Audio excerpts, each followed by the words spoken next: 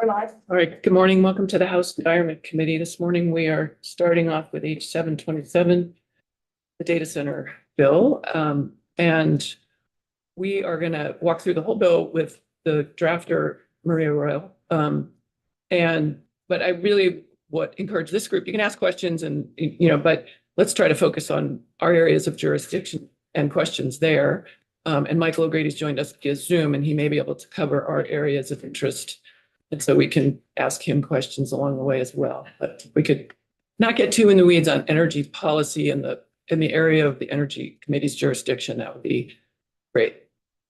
Representative Voss. Other than water, what other jurisdictions? Well, stay tuned. Let's walk through. I mean, I think there's land use issues here. Okay. In particular, come to mind. With that, please. Maria Royal with Legislative Council, and I'm going to pull up the document on the screen here, if that's helpful.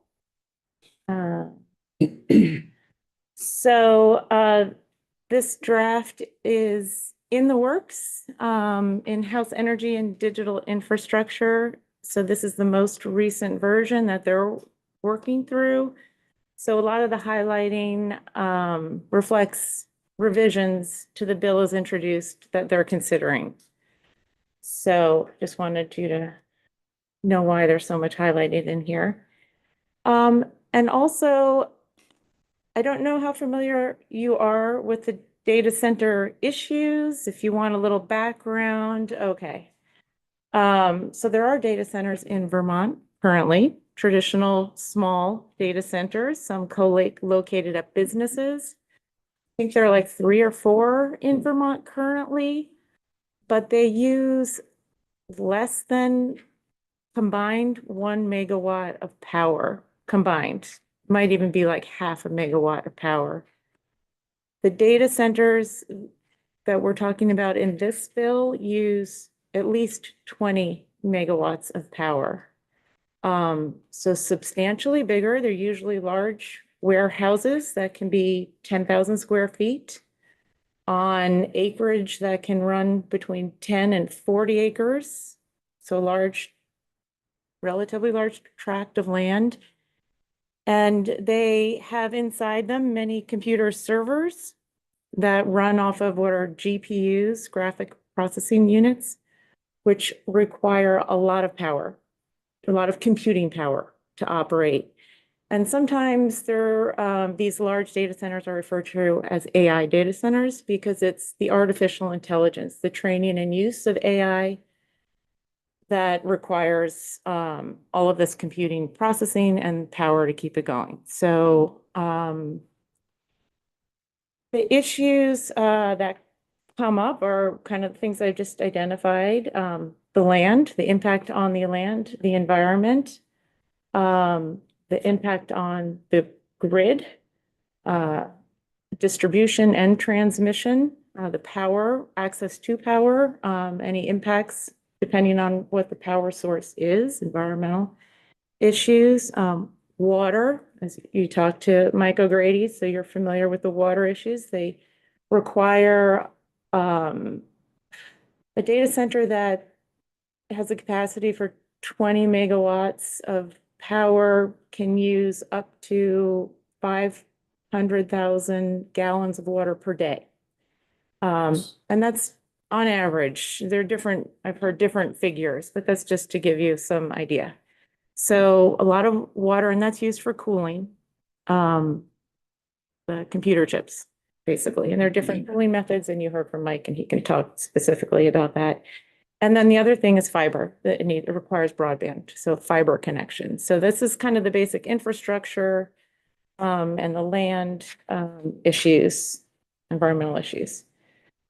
So that being said, those are just some brief introductory remarks. And then, well, the only other thing I wanted to just mention, in addition to kind of potential impacts, not just on the environment and on the grid, also on potentially ratepayers, just ensuring that any costs that are incurred because of a data center and its needs, the upgraded infrastructure, for example,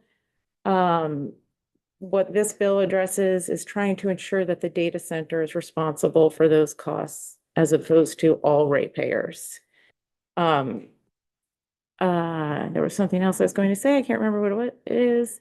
But then on the flip side, some of the potential benefits, upgraded infrastructure that might benefit all Vermonters, access to potentially other renewable energy sources, and then tax potential revenue sources from a data center. So just wanted to give kind of big picture policy considerations.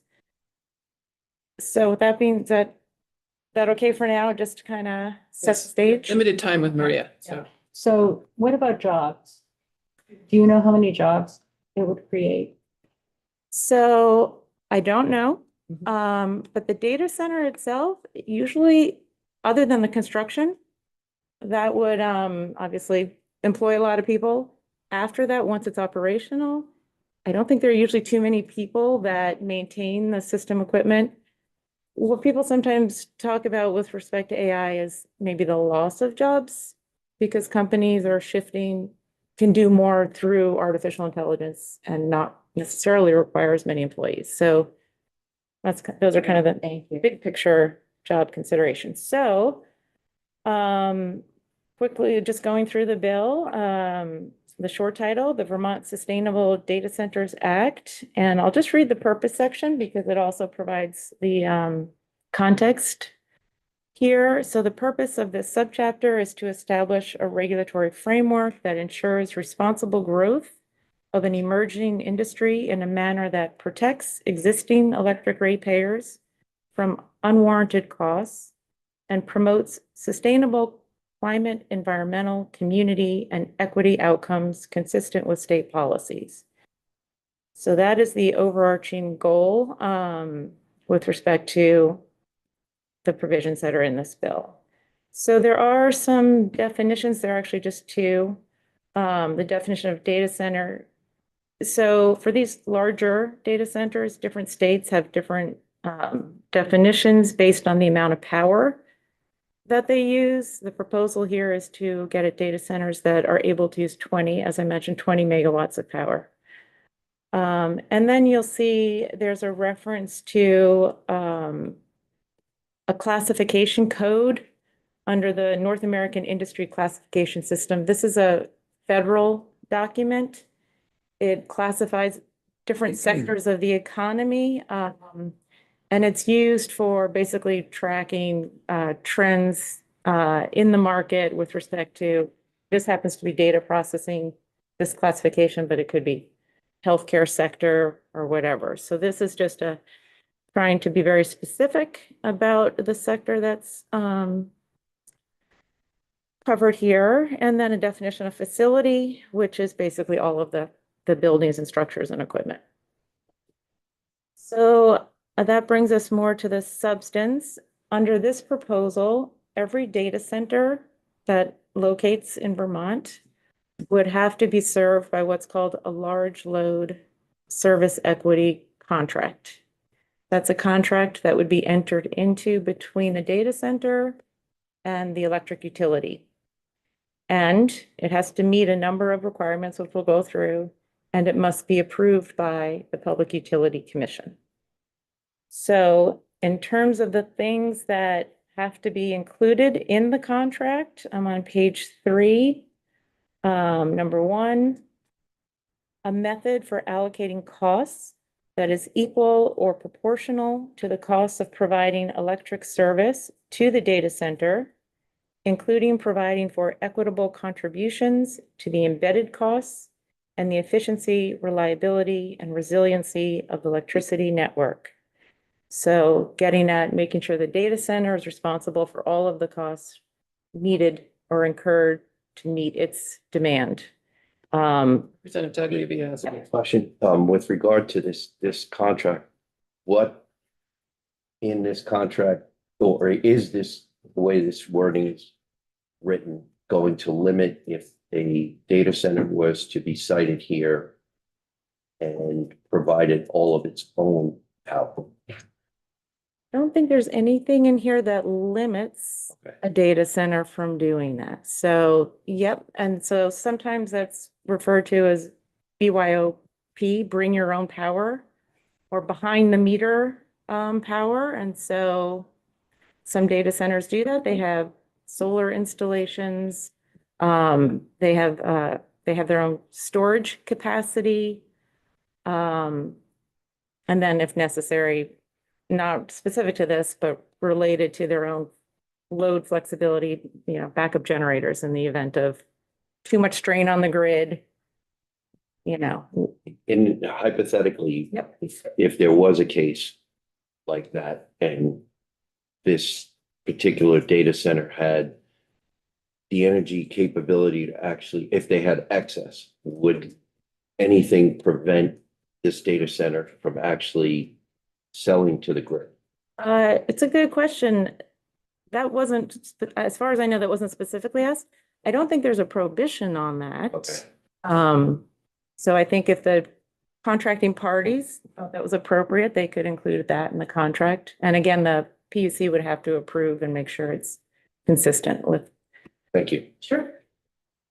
So also the contract must mitigate the risk of other ratepayer classes paying unwarranted costs, including any electric generation, distribution, and transmission infrastructure costs incurred to meet the load requirements of a data center, or the energy capacity, transmission, or resource adequacy costs incurred as a result of the data center's load. And then 3, skipping down to page 4, the contract should specify the duration of the contract and the date or the estimated date that the electric company will begin to provide electric service to the data center. That becomes more relevant below, which I'll reference this again. Obligate the data center to pay a minimum amount or percentage based on the data center's projected electricity usage for the duration of the contract to ensure compliance with subdivision B1 of the section. So basically making sure if you're contracting to have service for 10 years, if for some reason you don't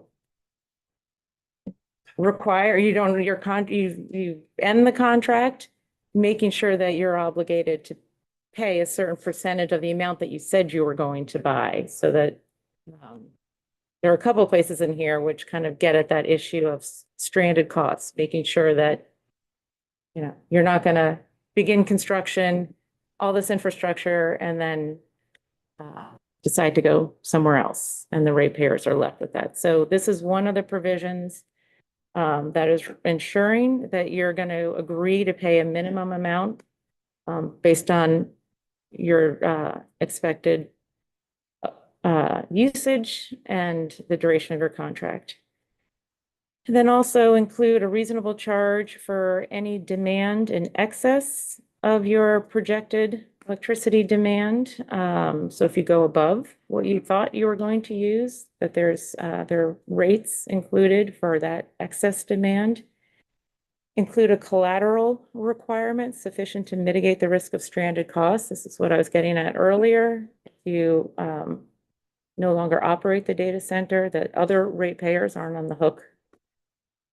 Also, 8, include provisions requiring implementation of demand-side management operational measures, including harnessing load flexibility for the purpose of maintaining grid stability and efficiency. So this might be things such as time of use, like during your peak service, like using it at times when the grid is not under strain otherwise. It might be being able to disconnect from the grid and rely on your own power source or storage or backup generator if necessary, but just trying to, or have your own power, but trying to understand that there may be times when strain on the grid is such that you'd want a little flexibility in terms of the operations of the data center. also include provisions for the collection of gross receipts taxes, energy efficiency charges, and any other fees or charges that may be applicable to electricity revenues. So data centers would be responsible for paying the energy efficiency charge. There's another provision which I'll get to, which basically says that they can't take advantage of some of the other programs in the state, like the savings accounts that other smaller businesses can do, the efficiency credit accounts, I think they're called, I can't remember. But it will reference that. And also SMEEP, Self-Managed Energy Efficiency Program, they're not eligible for any of those. They just pay the energy efficiency charge to the utility. And then just a general meet any other terms or conditions required by the commission, consistent with the purpose of the section and in the public interest. And I'll just mention that in the original draft, you'll notice there was a citing provision. It's very similar to, it was modeled after section 248 and 248A, the citing of new generation facilities, new telecommunications facilities. So it followed a similar model. So this current draft removes that requirement, focuses for the PUC's purposes mostly on the contract, the terms of the contract, and then significantly, and there are some factors that this committee is interested in, obviously, but then also has a hook for Act 250. So we'll get to that, but just so you know. The definition of development for purposes of triggering Act 250 jurisdiction. There's a proposal in here to expand that to include these data centers. So all of them as defined here. So, and that is the extent of my knowledge on Act 250. Ellen will help you more if you have questions about that.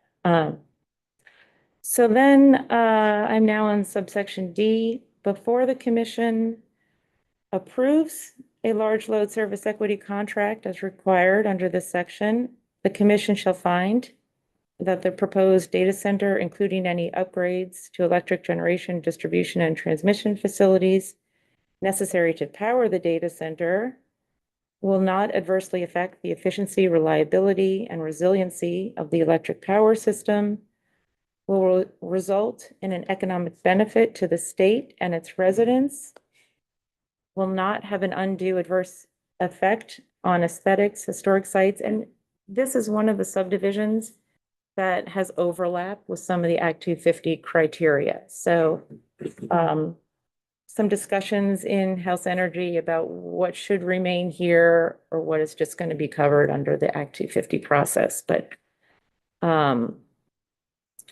lot of what's in subdivision 3 falls in that category. Subdivision 4 is consistent with the principles for resource selection expressed in the applicable electric distribution companies approved least cost integrated plan. These are plans that all utilities have to file with the PUC every 3 years, where they're basically looking ahead, trying to meet the demand, energy demands in a way that promotes, factors into it the cost of meeting that demand, focusing on affordability, but also compliance or alignment with the state's energy goals.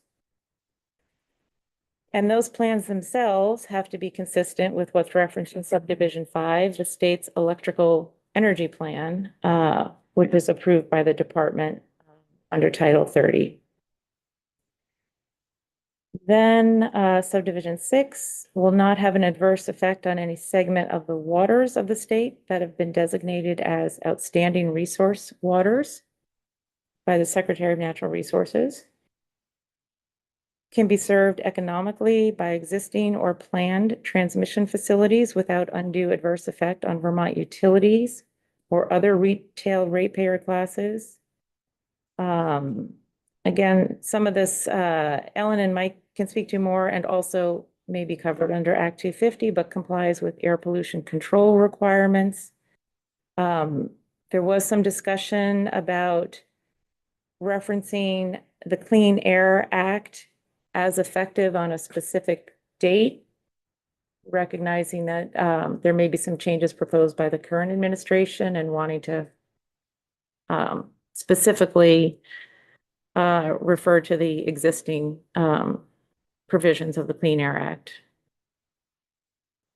Complies with harvesting procedures and procurement standards that ensure long-term forest health and sustainability, including guidelines and standards adopted under Title 10, is consistent with state energy efficiency requirements, including commercial building energy standards, is consistent with environmental justice and equity policy as established in Vermont law, and finally, adequately accounts for potential facility decommissioning. So making sure that there are resources, again, that would not be passed on to ratepayers in the event of decommissioning of a site. And this is the subsection E, is what I alluded to earlier. It specifies no data center shall be eligible to participate in an energy savings account or a customer credit program or a self-managed energy efficiency program. So again, they just pay the energy efficiency charge. Then a lot of stricken language. There's one requirement here related to energy efficiency. It requires that early in the design development phase of a data center, the owner or operator shall consult with Efficiency Vermont to ensure compliance with state energy efficiency requirements and best practices. The next section is the water use section that you reviewed with Mike yesterday. So I will skip over that. There's a reporting requirement. There's quarterly reporting requirement by a data center, which must report to the Department of Public Service. And in those quarterly reports, it has to include its water and energy usage, including its peak usage per day, as well as an itemization of its payments toward shared infrastructure constructed to support the data center. And then, and obviously this doesn't begin until there is a data center in Vermont.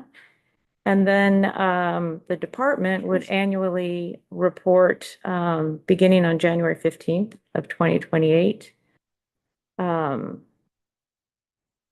Because the effective date goes out a little bit, I think it's 2028. And provided there's a data center in Vermont, the commissioner shall include in its annual energy report findings and recommendations related to the energy, environmental, and economic impacts of data center construction and operation in Vermont, as well as any impactful developments within the region, including any benefits to all ratepayers from electric infrastructure projects undertaken to provide power to one or more data centers. And then finally, this section 2 is the Act 250 hook. Again, it's adding a provision to the definition of development for purposes of Act 250 review. So it includes the construction of improvements on a tract or tracts of land for a data center as defined in the previous section. So this would apply to any data center not operational on the effective date of this act. I forgot what the effective date is. Okay, no, it is effective on passage. Sorry, getting confused with another bill I'm working on. So, so what also is required here is a report on the regional renewable energy market and its conditions. And this is a PUC report. That would come to the standing committees of jurisdiction. It would be due December 15th of this year. Basically looking at the cost and availability of new regional renewable electric generation resources during a period of time, and that period of time is between 2027 through 2035. And particularly take into account any changes in federal tax law, tax incentives, or tax credit availability, changes in federal permitting requirements or processes, trade policy, land use, energy, environmental policy, supply chain constraints, interconnection timelines, regional transmission development, and any other matters deemed relevant. So understanding the market for renewables and how that may be relevant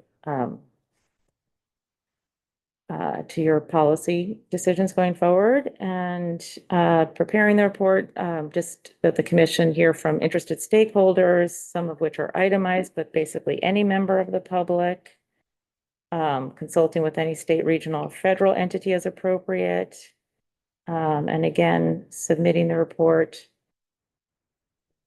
to the House Committee on Energy and Digital Infrastructure and the Senate Committees on Finance and Natural Resources and Energy. So that's a walk through the bill. Great, thank you so much. Welcome. A couple of questions, one for you and one for Michael, I think.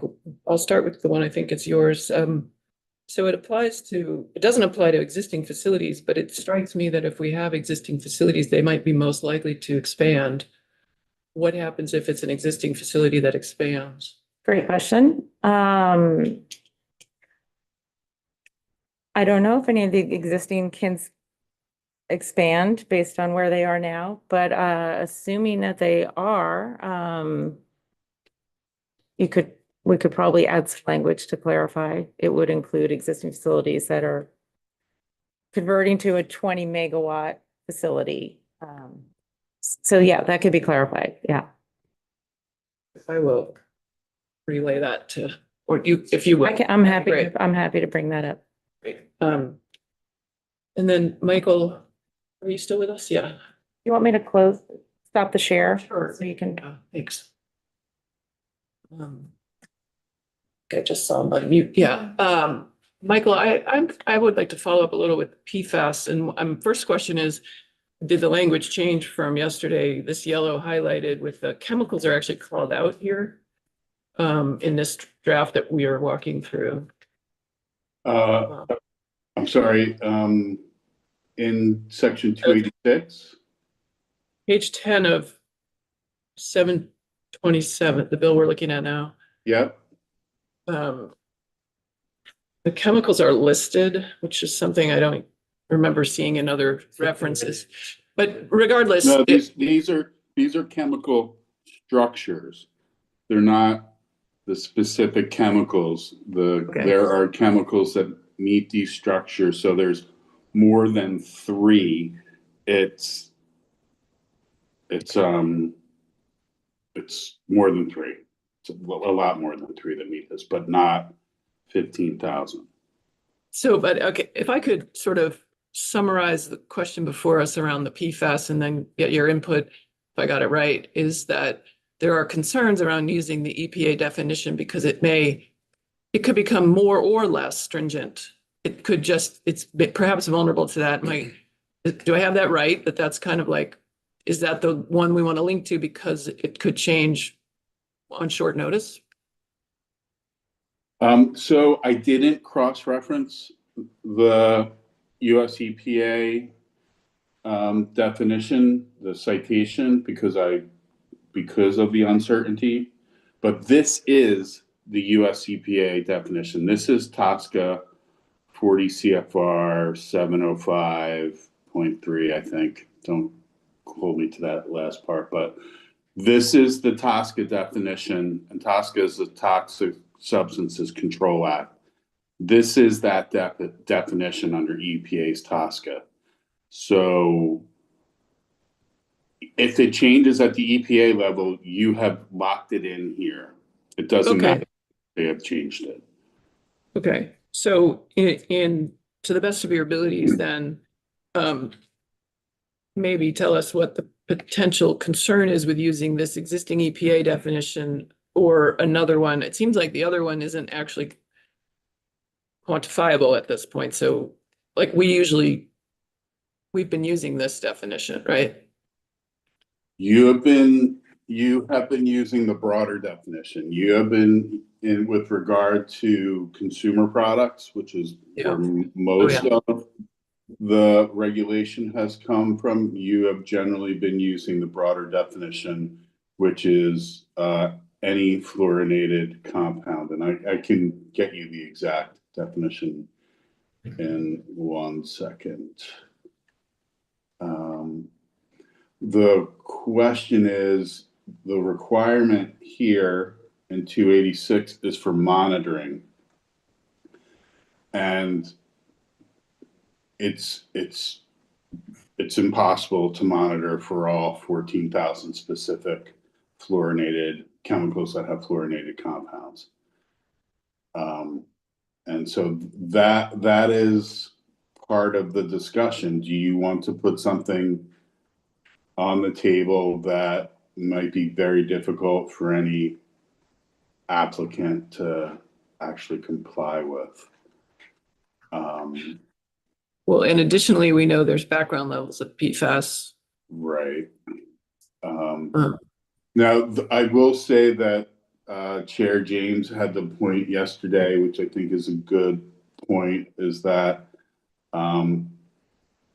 there is testing just for fluorinated or fluorine in water.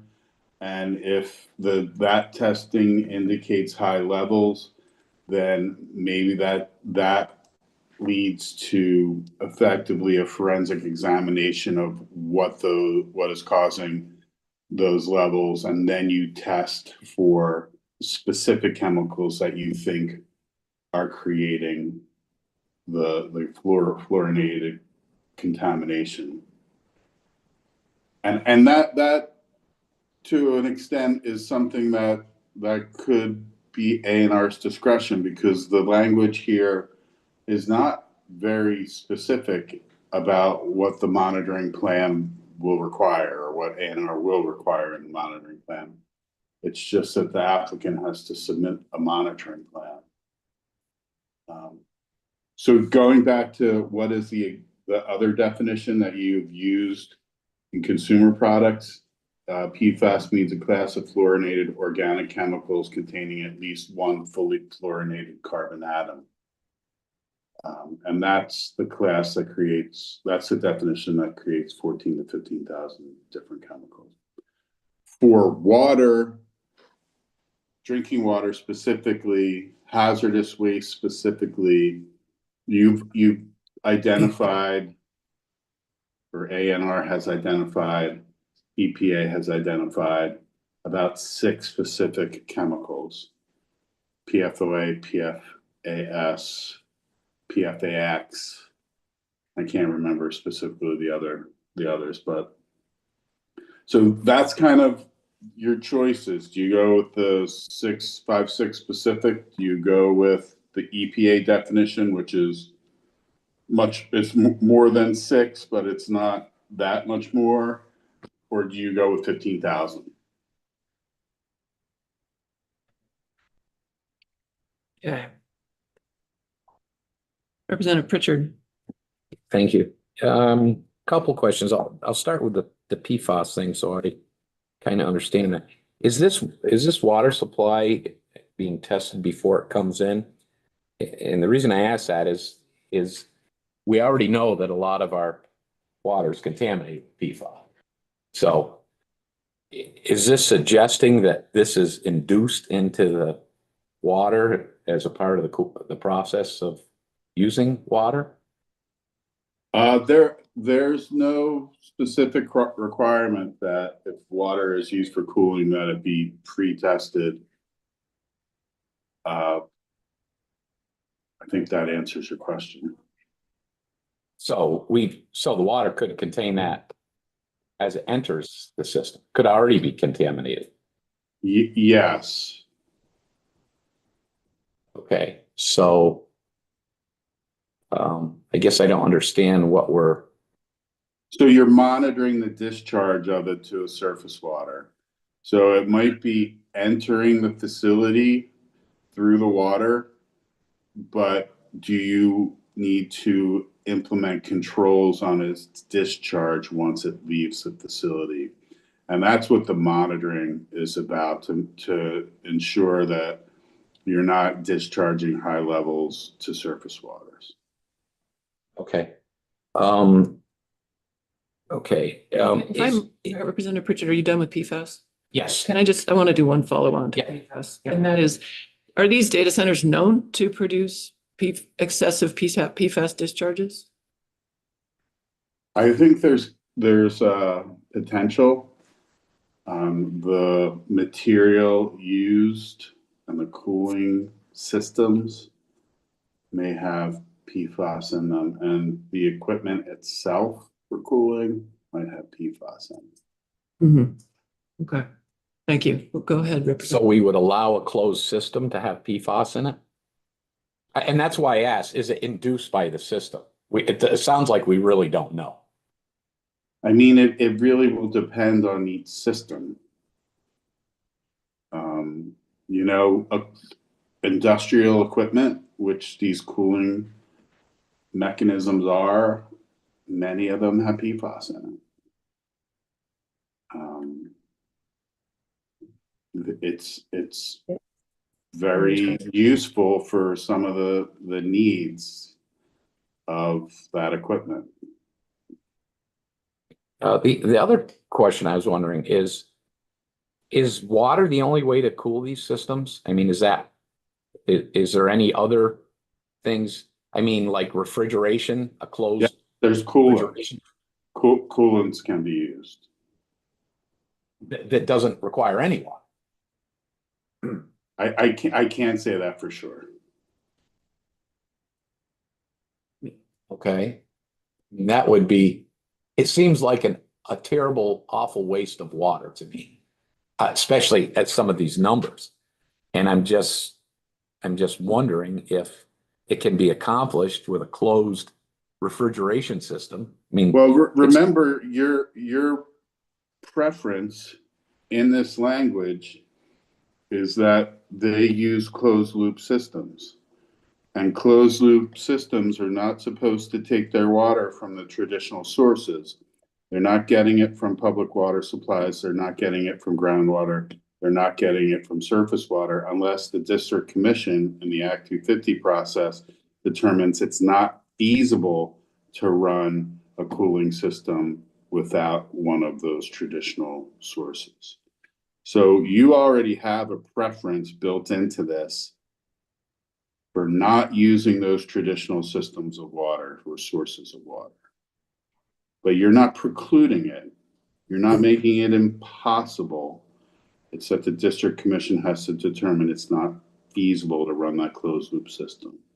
well, does a system exist that doesn't use water? I guess that's my question. Do we know that? I am not an Refrigerated. expert on the use of all of these systems, and I apologize. I don't know who is that you could talk to. Maybe TJ. Or And the last question I had, page 917, it just gets back to Representative Tagliafia's question about if they could provide their own power. On the first line, it says, and it's struck from the bill, authorization for data center to procure its energy resources. So I'm just curious, is because the answer to his question was it was okay, but now but I see it's not. I see it's been struck from the language on page 9, the first line. So to me, that says they won't have authorization to procure their own energy resources. Is that correct? So I think that's a good question and maybe I need a clarification, but I think what was meant here in the procurement was potentially the data center be interconnecting with the transmission grid and directly purchasing power through a long-term power purchasing contract. So procuring their own power and not going through a distribution utility, which will procure the power. So I think that's what was being contemplated here, but I think it's a good question. And I think that's one of the things that the Energy Committee is going to be looking at. It's can they interconnect directly with the transmission grid and potentially procure their own power, essentially be a self-managed utility like Global Foundries. Yeah, I think that that's how I interpret what procure means. But I think it's a good question and should be clarified. Being silent on it doesn't mean it's not allowed, right? So having your own energy source, so that language was just striking that doesn't mean. It's a chance, yeah. Thank you. Further, Representative. Thank you, Madam Chair. Section D3 talks about community noise levels that would fall within What page are you on? page. That's a good question. Page 6. Page 6, line 7. You were indicating that that section is vulnerable maybe to getting struck? Well, I think there are just some questions, because some of this is covered by Act 250. So there are findings that would need to be made under Act 250. So it just kind of, yeah. The reason I'm raising the question is that particular aspect, community noise levels, I know that's one of the main complaints about these centers, is they're very noisy. Very loud hum, continuously, and not, which an Act 250 kind of addresses noise through aesthetics, but it's not, it's very specific. So having that particular characteristic called out somewhere, I think would be beneficial. Okay. I have a question about just where the committee is in their process, because when did they add the direct Act 250, change the definition of Act 250 to include these, and was this language, did this precede that? And is it a hangover from before they decided to actually include it in This language preceded the Act 250, and that's part of the, process they're in? yeah, do we still need to have this? Or maybe it's just a finding that they got their Act 250 permit. I think that was part of the. And, you know, for what it's worth, I don't remember the specifics, but I was involved in an Act 250 amendment when I was on the commission that very much had strict sound standards. It was at Pike in New Haven, and there were scientists involved and neighbors involved, and they worked it out seamlessly and have an agreement that works for everyone. It's pretty impressive. Just want to make sure it's covered. So. Yes, sure, good one. Okay, final questions as we wrap up here, Representative Austin. Yeah. Throughout the document, it talks about the public interest, the general good of the state, economic benefit to the state. Can you expand on that a little bit, how it benefits us? How might How might one of a these data sentences- center, revenue, potentially, tax revenue, Tax revenue, okay. infrastructure improvements that other ratepayers or water infrastructure, if that's needed.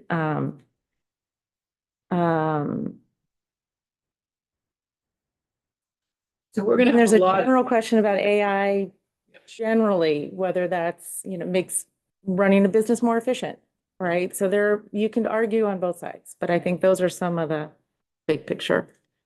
Yeah, But not a lot of jobs. we're gonna Not have at a lot of the other. data center itself, yeah. So I don't Okay. think that it's necessarily fair to ask legislative counsel Okay. on those kind of things. Unless you happen to know, but. That's there all will I be know, just the others. big picture, but yeah. Thank you so much. You're welcome. Thank you. Members, we are going to hear a lot more testimony on this later this morning and this afternoon. Keep your thoughts engaged and questions front of mind. Great. We are, I think, going to just transition. Bradley's here. We have the latest draft on the posting bill. Thanks, Michael, for finding us. Representative Sakowitz joining us. Is Representative Labor able to join us? You sent him the link. Yeah.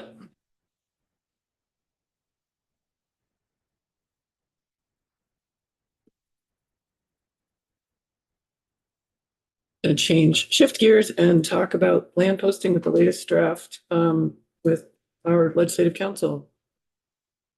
Ravi Showman with Office of Legislative Counsel. Today I'm presenting on draft number 3.1 dated 3/10/2026. This, the change that I made based on feedback from the committee last night was on page 2, line 19. We changed this language to accidental or unintentional deviations from the requirements of subdivisions A and B of this section shall still be deemed effective to prohibit or permit by permission only. Hunting, fishing, trapping, or taking of game or wild animals, if the notice signs would lead a reasonable person to believe that hunting, fishing, trapping, or taking of game or wild animals is prohibited on the land. The rest of this bill is the same as you saw yesterday afternoon. Members have further questions for legislative counsel?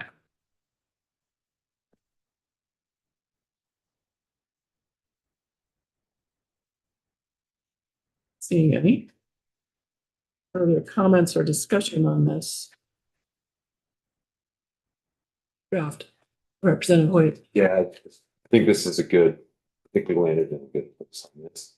I think this does make real changes on the posting land easier.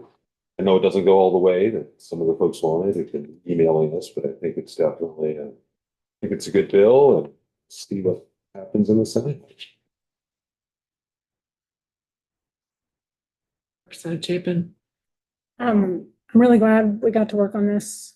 Feels like frankly, it feels like a win-win to me. I think it helps give wardens more tools. Should ideally, I hope, help reduce some conflicts that have been ongoing that really need to be addressed by law enforcement. And I do believe it makes things easier for people who have health and mobility issues or have property that's extremely difficult to post or walk. I'm not sure it goes far enough to really make a big difference for those folks, because in my mind, well, not in my mind, the bill seems to clearly still continue to put quite an onus on landowners to enclose their land and maintain those. It just no longer says every year you have to go out and check them all and repair them all. Now it's on the landowner to figure out, how often do I need to go out and check my boundaries and double check my signs. So I do think purple paint would make a much bigger difference to a lot of folks. And I'm still curious about that option for down the road, but I think we do make a really great progress for everyone to some degree in this bill. And I'm excited to move it forward. Representative Logan.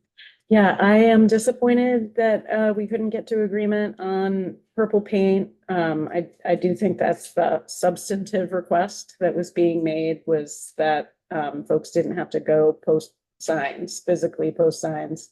I do think there's a big physical difference between stapling a sign to a tree that has a date that has to be physically maintained and painting a stripe on a tree. And that is what we heard from lots of people who own land and have to enclose their land. This is a standard that's really typical in the United States. Many other states have adopted it. And I wish we could have gotten there, but I do agree with everybody else that we've made a step forward. There's some progress.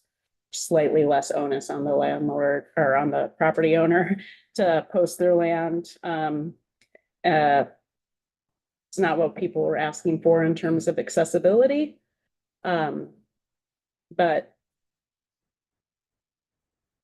it's a compromise. It's a step forward. Representative Pritchard. Yeah, I think it is a good compromise. I guess I differ with Representative Chapin and Logan about it being onerous. It's really freed them up as much as it would have with purple paint. I mean, there's no provisions where they have to go out every year or every 2 years or every 3 years. There's nothing that they ever have to go out. They have to maintain their signs. And that's the same that they would have to do with purple paint. So we have a system we've had for decades in place. The signs are already up for most places. So it's a matter of visiting them, bringing them up to where they should be and moving on. I think it was a great compromise. For me, the main thing that I heard from the folks, and I think this was a concerted effort by a certain group to push this purple paint thing forward. I mean, many of the committee members, I'm sure, received lots of emails. I received over 300. Out of the 4,000 people that I represent, there was 3 that contact me about this. And I'm willing to bet it's not much different from any committee member. So, you know, what I heard from folks was this is difficult for us, especially the elderly. And we have accomplished everything that you would have accomplished with purple paint on this as far as this goes. So, and stopped a lot of confusion from the new system that probably wouldn't have been spelled out well, and left a lot of errors. You know, left a lot of openings. You know, we had testimony about 13% of the people can't see purple paint. I mean, you know, everybody recognizes that sign because we've had it for years and years. It's recognized universally. So I think I feel good that we addressed the main concern message that I felt that we got from the folks, and it was the elderly and disabled folks that it made it difficult. And we have certainly, without question, made that much better for them. So. I think this is, we obviously took a lot of testimony. We obviously got a lot of emails. I agree with Representative Pritchett. I think I got maybe 10 that were actually in my district. The other thing I wanted to bring up is we talk a lot about forest and we use the word stewardship. Posting to me is stewardship.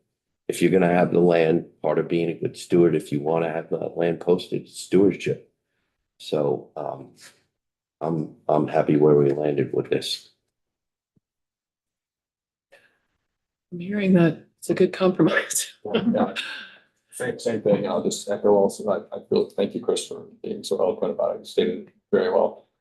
And also to chime in on my constituents that I've heard from who were originally in like pushing either purple paint or really requesting aid and have subsequently contacted me based on the most recent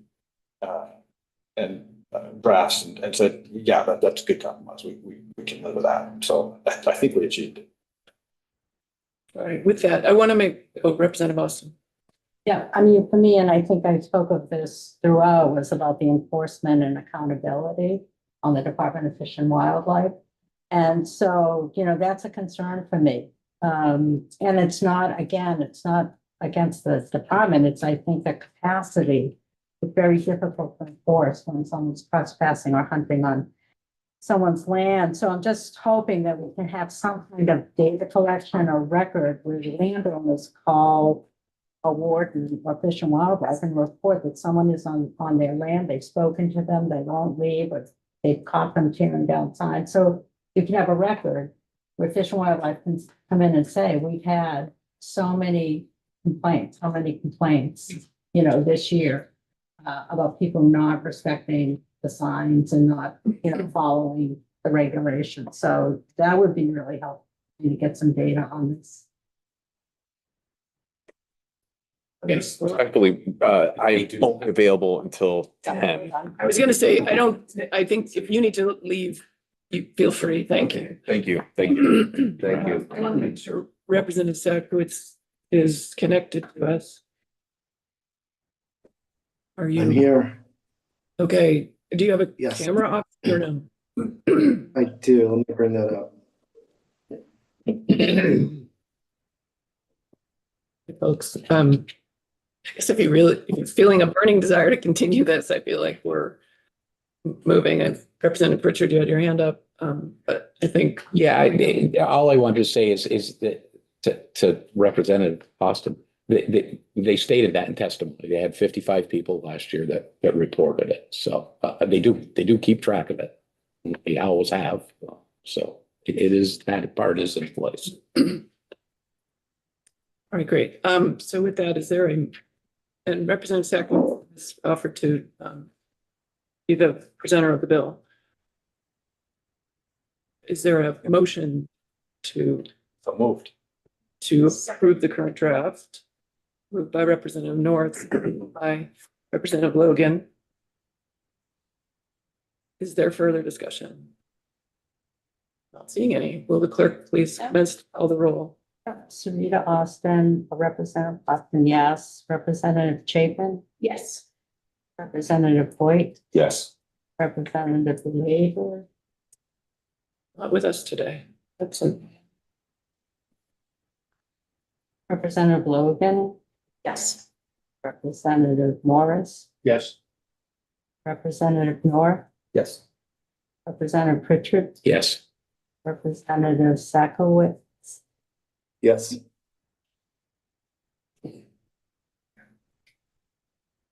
Representative Taglia, Yes.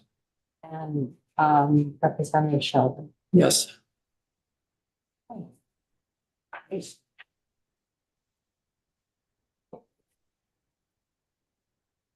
It's 10 yes and 1 absent.